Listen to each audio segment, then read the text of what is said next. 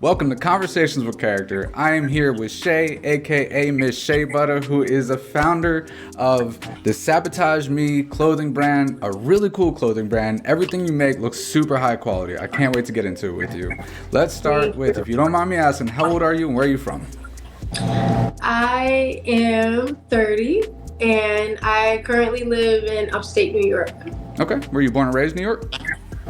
Yes. Tell me about your childhood. What was it like growing up for Shay?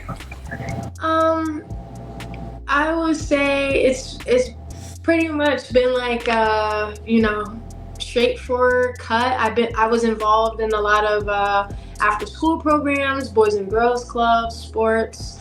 Those are the girl good things, but as we know, there's always like rough times. Like I grew up in a very hectic home environment, I guess you could say. But my inspiration or drive, I guess, was just like, I'm just gonna do better than, what my parents do. Not to like bring them down, they did the best that they can, which That's natural. Yeah, so growing up was definitely, I was never this personable or like I was always cool with everybody, but I wasn't like this how I am today. I was very shy, probably not as much confidence and stuff like that, more on the tomboyish side, like just kind of did what I had to do, like get through school and stuff. So That's interesting, especially consider what you're doing now. You're the tomboy side. What'd you do after high school? So after high school, I ended up going to college. My guidance counselor was like, "You're gonna go to college," and I was like, "Oh boy, okay." And so I pretty much just went to college and stuff, and I got to know me a little bit more. I did play volleyball in college all 4 years, and then this is pretty much like where my life changed and everything. So my last year of college, I ended up getting diagnosed with Hodgkin's lymphoma, which is a form of cancer, and I was on stage 3. So I had no idea. Like looking back that summer, I lost a lot of weight. I ended up breaking up with hives, and I didn't know what was going on. So, and I played through volleyball season. So it was basically Halloween was like the first, this was in 2014. Halloween was like the day where I got really, really sick. And like, when I tell you cramps, like I could not move. I didn't know what was happening. So like that weekend, I ended up going to the hospital to see what's going on and stuff. And they pretty much was just like, you either have a stomach virus or you have cancer. So in my head, I'm like, oh, I have a stomach virus. Yeah, like stomach virus, please. Yeah, because cancer don't run in my family, and I thought at that time I was considered a really healthy person. I played sports, I ate, I wasn't like doing hard drugs and just whatever. Like I was just naturally a healthy person. But they was like, we want to keep you overnight, do more testing and stuff like that. And so eventually, a couple of days, they told me like, you're on stage 3, you have Hodgkin's lymphoma. So we have to start treatment immediately. And I was literally like just in shock, like really. So I was like, so can I still finish school? And the doctor's like looking at me crazy, like, my girl, I just said, did you hear me? Yeah, and that's literally how that moment happened, because it didn't really hit me, because I'm like, this can't be happening. And like, at that time, I really wanted to just finish school. I was done with it. I wanted to just continue. And so it was just hard when I ended up telling like my family and stuff, like couldn't believe it. And then, they wanted to get a second opinion, but after I got the biopsy, it confirmed like, this is what you have, which is, it's a cancer in the stomach, in your blood, really. And so like the lymph nodes kind of, it spread it so bad, like up here to my neck, under my armpits, all of that. So that's why we had to start treatment immediately. So I ended up working alongside my, my advisor and stuff because I didn't have treatment every week. It was every other week. So I had to do 18 treatments. And I had to do 18 treatments of the ABVD, which is pretty much the standard like chemotherapy that people get. And so I did my work the days off that I wasn't, had treatment and stuff, because I'm like, I'm going to do this. And I made sure I didn't have a lot of classes, so I was able to do some of that stuff at home. So this was in November. So ended up May 2015, I ended up, beating the cancer and stuff. And I graduated on time, Wow. which was, just a blessing. So later that year, I relapsed. And so they was like, I relapsed in like October again, I think. Wow. It was like early October, September. So they was like, we have to do like a harder chemo and you're gonna have a stem cell transplant. So I ended up going on, I think they call it ICE or RICE or something. I do have a video talking about in depth on my cancer on my YouTube. But I ended up doing that treatment. Then I had a stem cell transplant in February of 2016. And I basically was quarantined for a whole month. And they wiped out my cells and then gave it back, froze them and then gave it back to me. And then, they pretty much just was like, they said happy birthday because I kind of was like reborn in a way. But yeah, so after that, they was like, after the stem cell transplant, you're like, it's 99.9%, like you'll never have it again. So I just been in remission basically for, I think it's going on 8 years or something, and I'm doing well, so That's amazing. That's amazing. Thank you. What did you study in college? I study human services, child and youth, with a minor in sociology, but Wow. I first went to college for business and I ended up changing my mind. But it all worked out because I love working with people, so. Is that what you're doing now? Are you in social work? Yes. So I'm a program supervisor right now. And so I oversee our section of everything. We work with family and youth. So I work with parents and I work with youth. I'm also in the scene of working with people who have developmental disabilities. So yeah, that's kind of been my journey. What has it meant to you working in that field? It's a bittersweet feel, I don't do it for the money, but it is nice when you get paid decent. But I think it's important, far as like how I grew up and stuff, because my focus was really adolescence, because I feel like teens and just growing in that stage, like they need the most focus. It's important for them to have like at least one stable adult in their lives because there's so much going on. It's like you're young, you're being like influenced, you're being pressured, you don't know what to do, you're experiencing, hormones, like all of this stuff. And sometimes I wish, even though there was a lot of I would say adults in my life that always really spoke positivity in me, but sometimes I wish I just had like somebody else, that would be like, I know what's going on, this is what you do, like I promise you it's gonna be better, because when we're in high school, we just think like, you break up with somebody, the whole world's over, or you didn't get something, the whole world's over, but your life is really just beginning, and it's just like, you can transform your life to be who anybody you want to be, and go after your dreams. And, I'm always going to push education is important, finish school. But as far as like, if I would have knew why I would, like, that I would be doing this, I don't know, maybe stuff would have been a little bit different, but everything's an experience. Absolutely. Do you have kind of one memory that sticks out of someone that you've worked with in this field that, you're proud of or you feel good about?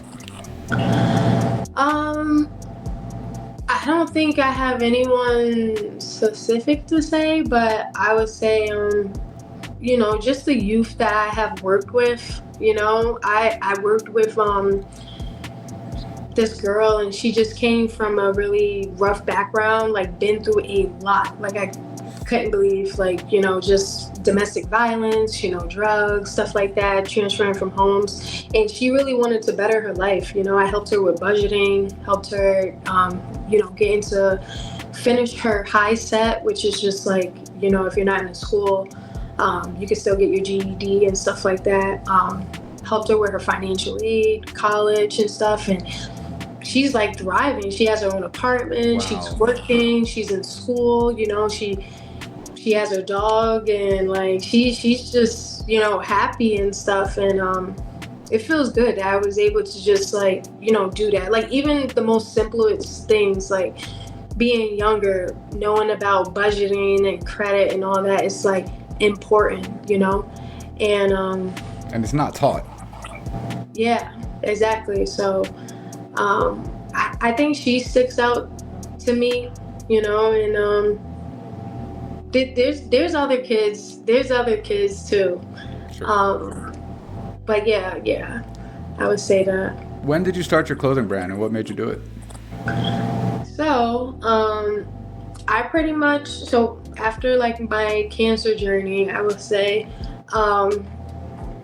when I was going through all of that, I was in like a serious relationship, and that person really took care of me. I appreciate everything they have done. It's always love and stuff like that, but sometimes when you go through a traumatic thing in your life, like you change, you open your mind to other things. And I feel like I kind of changed in the process, of things, and I wanted more, and I wanted to go after more. And I think, the other person wasn't like ready to like join me on that. And I ended up just kind of, I was young. Like I think I had to be like 21, 22. So I just pretty much was like, hey, I'm gonna, just kind of do me, and I ended up getting into YouTube. So this is pretty much how it started. So I got into YouTube. My roommate in college, she actually helped me do like makeup. So like she taught me like the basics and stuff like that. And I was like, oh my God, because like when I was in high school, I never wore makeup and like did all the things. Like she was really like a glam girl. So one day she did my makeup in college, and I was like, oh, okay. I killed the tomboy in you. Right? So she just kind of opened a beast. And during that time, I didn't really have like, when you have cancer, like you lose your hair. So I started getting into wigs and stuff. So I was like, let me get on YouTube and see if like I could find other people, because I had a lot of questions, and I just felt like most of the people you hear having cancer is like older. You know what I mean? So I couldn't find anybody. I wanted to like join a group. I couldn't find anybody like around my age that was like going through this. And so I had to be on social media. I found probably like 2 or 3 people, but I just started on YouTube. So I started doing makeup tutorials. I started doing reviews. I started doing, wig reviews, sharing my story, vlogging and stuff like that. And I grew a community actually kind of fast. And, people started reaching out to me, asking me questions and stuff. But, I always said, make sure you ask your doctor and stuff like that. But eventually I was doing that stuff for a while, and I was like, you know what, Shay, like you spending this money, on other brands and like doing these reviews and doing the content, because I self-taught myself to, use Adobe and camera setup, all that other stuff. And I was like, come out with your own brand so you can like do all of that stuff, and it'll be lit. So that's pretty much how I started my brand. And like the name, I was just like, I was just in my room. I'm like, Sabotage. Like I wanted something like just like lit, but like kind of like an oxymoron. So like Sabotage Me. And I'm like, oh, Sabotage Me. And so I'm like, okay, because pretty much like in this world, we tend to self-sabotage ourselves. You know what I mean? But like, it's like Sabotage Me, like, when you go through that experience and you learn from it and elevate, So during that time, there was like just a lot of mistakes I made, and that, I had to forgive myself and learn from it. I started changing my mindset. I started getting in the gym, just speaking affirmations, like inviting all the goodness that I wanted. And it was just such a lit time where it was just like you saw yourself like on a different level you never saw like you can be, because I was just a very not confident person. um I asked myself a lot, like, why this happened to me, because I missed out. Even though it was like 2 years, I missed out on a lot. Like, I was supposed to graduate, get a job, start experiencing different things that I wanted to do, and it was just like I was in the hospital the whole time, and I couldn't do things. But things happen for a reason, and I'm just, I'm happy where I'm at. But that's pretty much how the brand came about. And I told myself I wanted to like help other people, like especially women who, I don't know, just wasn't a risk taker, or like if they were scared about what other people was gonna say and stuff like that. Like, the brand started out as lingerie, you know what I mean? Because I feel like as women, we want to like self-express, and a lot of the times it's always kind of men doing it for us, or it's like if we do it, then we feel shame or something because of our body. But I look at us as art, you know what I mean? And why are you doing it, And personally, me, I started the lingerie because I felt good about who I was. I recovered from cancer, got in the gym.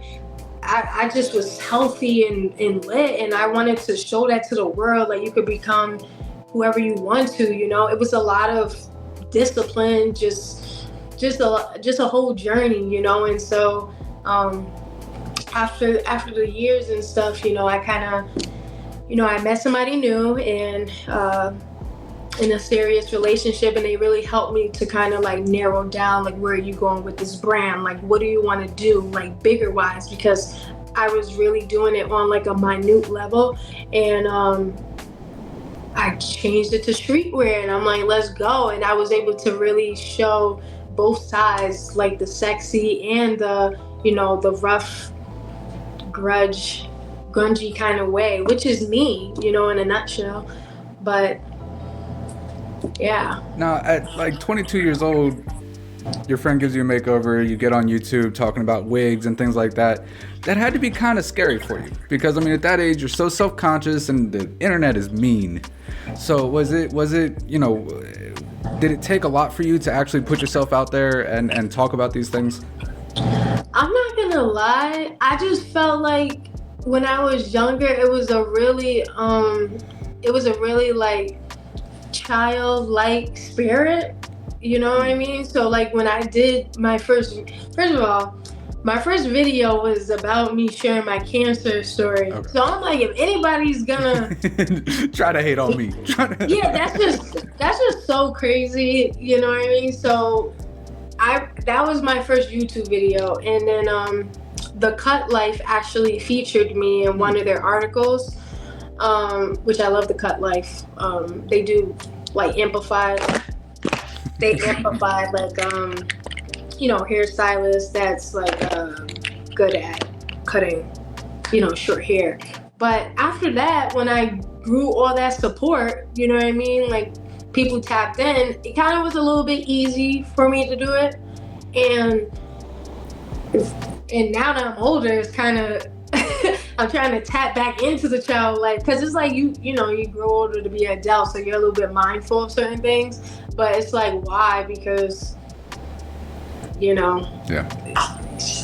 But now I've seen some of your stuff, and like there's this one shirt, and I can't really explain it, but it stood out to me because like there's a collar up here, and on the collar it has the Sabotage Me brand name on it, but the way it's on there looks so high quality, like it's embroidered on there and everything. It looks like an authentic jersey. How have you gotten to this point of this high quality clothes? Thank you. So honestly, I'm not gonna lie, I'm in this position because I have met a lot of people who saw something in me. I definitely had people pour into me knowledge, and just resources, and I utilize it. I'm a learner, and I think they did that for me because they know that I would do good, and I'm genuine. That's not something you can really be taught. And I come from not a lot, I just learned things over the years as far as like working under people, assisting people in certain things, and they just kind of, they gave me the info and they're like, here, it's you to do it. So it was a lot of trial and error, because coming from lingerie and stuff like that, the quality of what I was doing, it was like fast clothing. You know what I mean? And then when I got into like the streetwear, it was like more creative, like, oh, okay, I can do this. Okay, they can do this. Like, it was a lot of trial and error, and I kind of I just wanted staple pieces too. I'm a little bit of a minimalistic person, but Gotta in stand black. out. Yeah. So I wanted it to be bold and still to somewhat be like sexy and fierce. Like, it's about empowering people, and I just wanted to stand out on some level than other brands, because I feel like a lot of brands come out, but there's no story about it. It's just like, oh, well, your stuff is lit, it's nice and stuff like that. But, me being in the scene for a little bit now, I like to support people who have a story behind what they doing. It don't have to be like me, but like, why are you doing this? Are you just doing this because, you do want the money and stuff like that?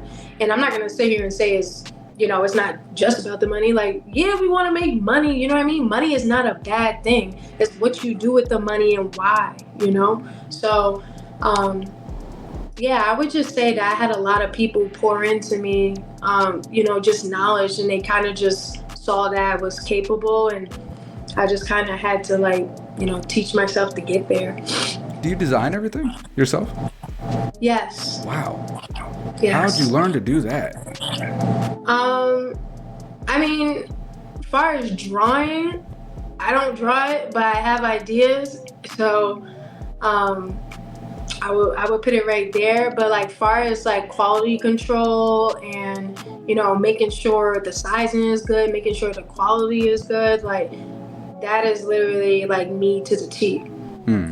So I'm not a fashion designer. I didn't go to school to be a fashion designer, and I'm never gonna take away the skills that those fashion designers have, because that's a skill set. Like, you can sew, you can cut and sew, you can create anything off your mind.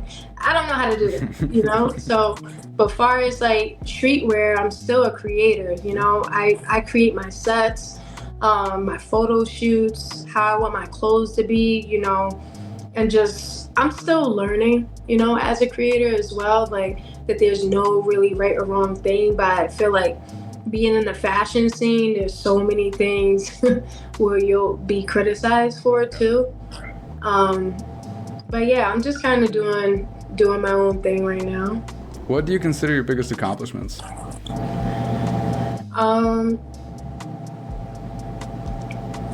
I guess beating cancer, if that's an accomplishment. Pretty big accomplishment, yeah. I would say graduating college, and just, I guess, just me, like, really transforming like who I was, because when I was younger,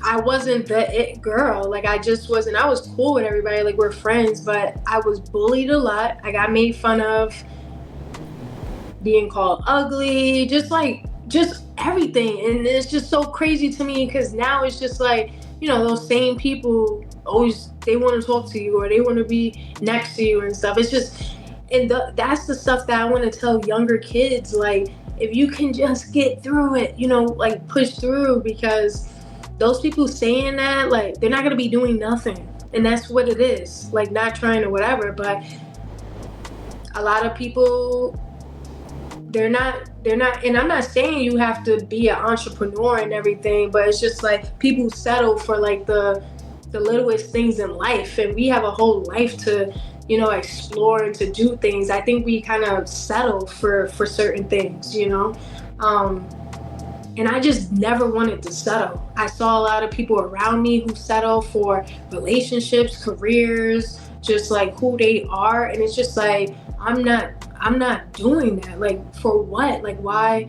And I think society shape us to do that, be a worker and just do all of that. But I just didn't want that. I came from a very just different type of household, and honestly, that was really my motivation of things. Like, so I don't want to get too much into it, but a lot of people don't know how I grew up. You know what I mean? Far as being raised and the things that I went through every day. So I think that has to play in it as well.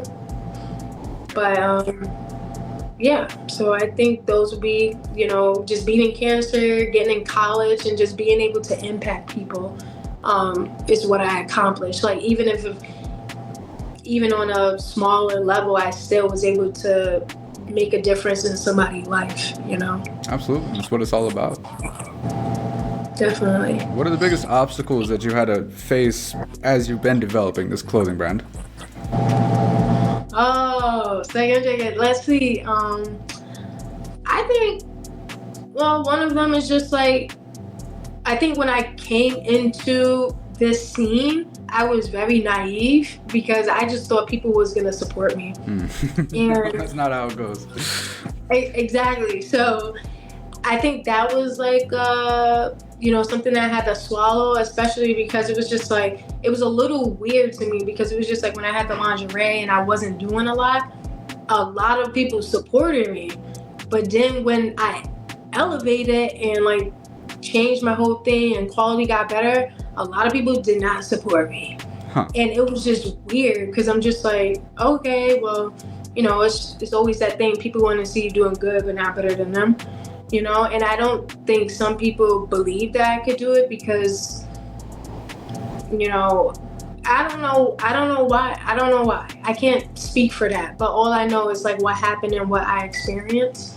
And I think that was the hardest part, especially like, people who's close to you or family and stuff like that. And I think every entrepreneur goes through that, where we just realize like it's never going to be the people that's going to support you.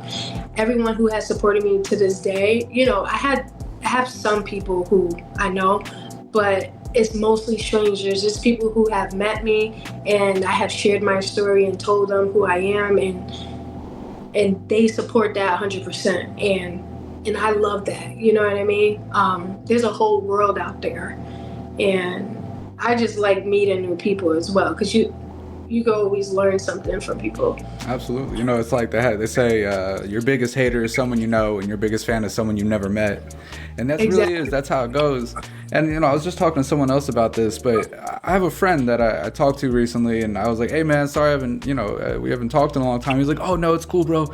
I see all your stuff online. I watch your stuff all the time.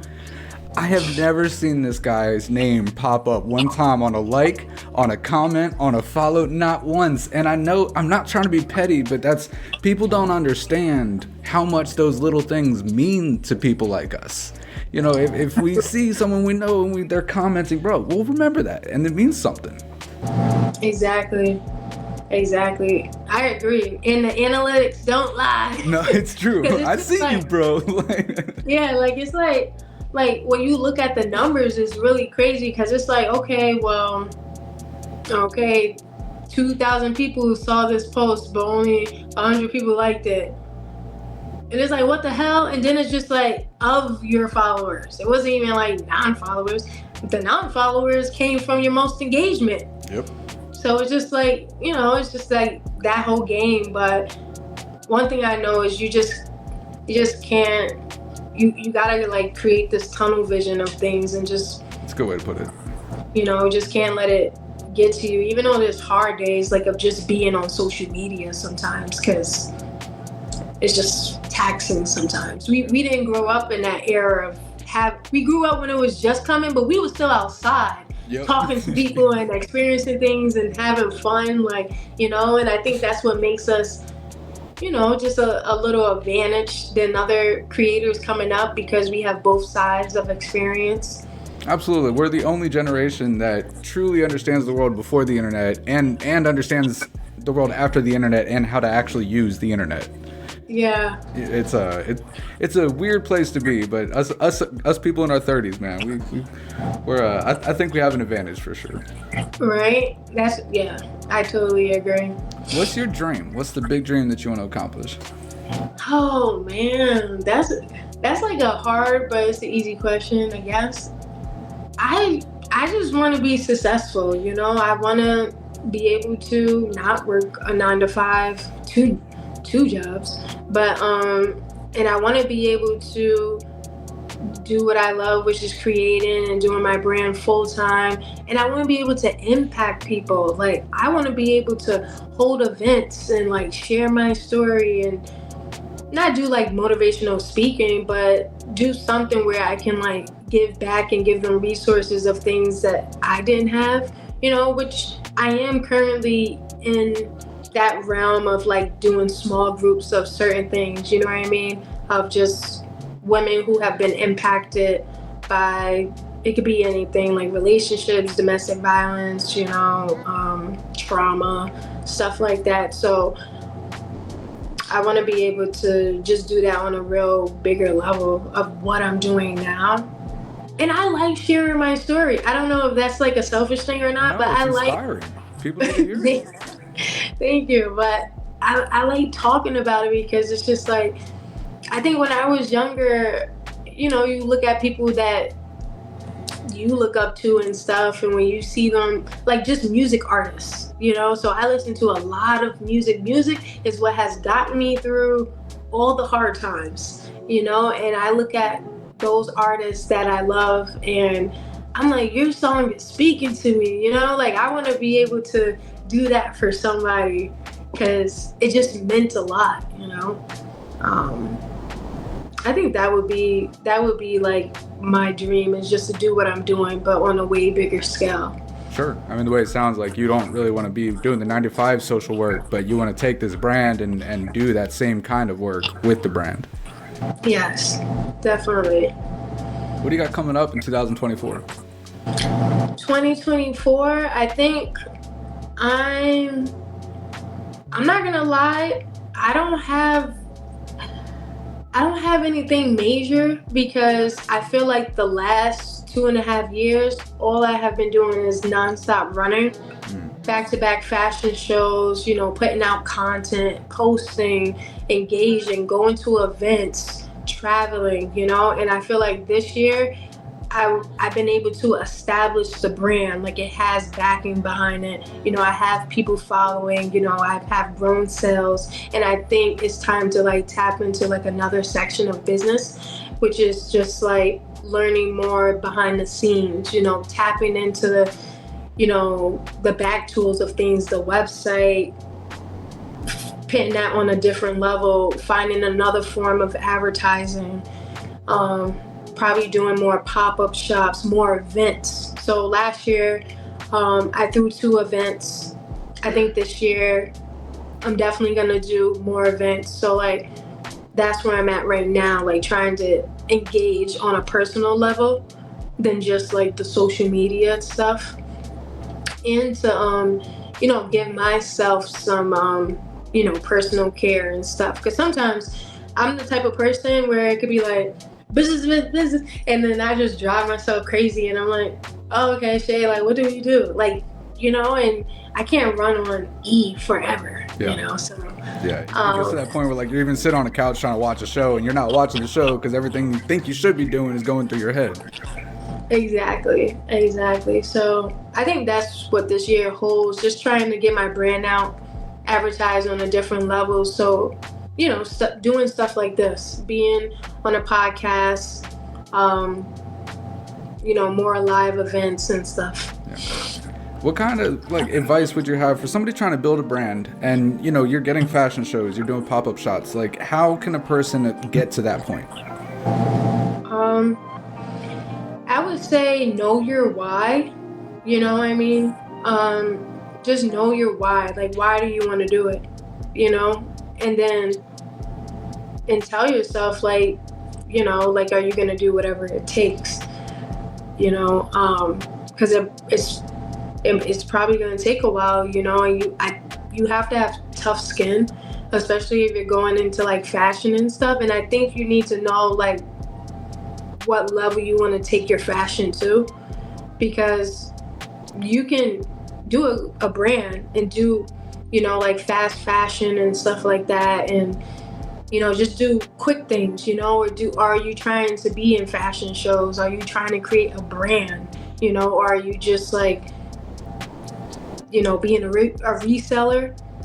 And I feel like I could say that because that's what I was doing when I first started, you know, and I was like confused because I was reselling, but I was trying to make a brand, but it was just like, you know, I guess you could still do that, you know what I mean, depending on what it is, but that's not what I wanted.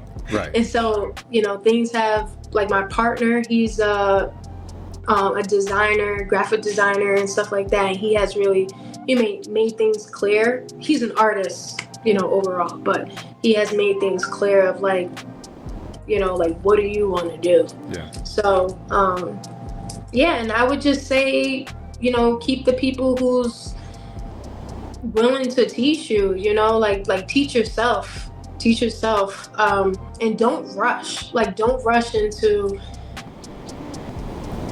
like, when I first got the brand, I was like, okay, I need my LLC, I need to do this and everything, and I did it. I accomplished that and was able to do it, but it was like I was so small, I really didn't need to do it, you know what I mean? That's a common misunderstood thing, that you don't need the LLC until you're making enough money that you have to start the LLC. It's not a rush. It doesn't make you any more official than anything else. It's a tax thing. Exactly.